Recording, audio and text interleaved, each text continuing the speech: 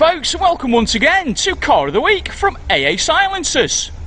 Now we've got this lovely little Golf GTi Performance edition for you today.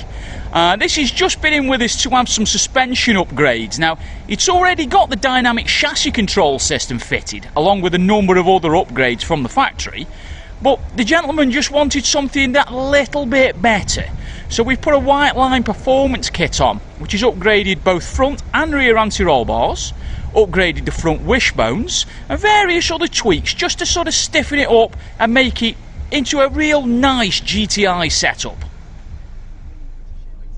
And once we flick to the inside view, you can see it's got the GTI tartan sports seats, we've got DSG, we've got nav, flat bottom wheel, all the good things you've come to expect from a VW Golf GTi.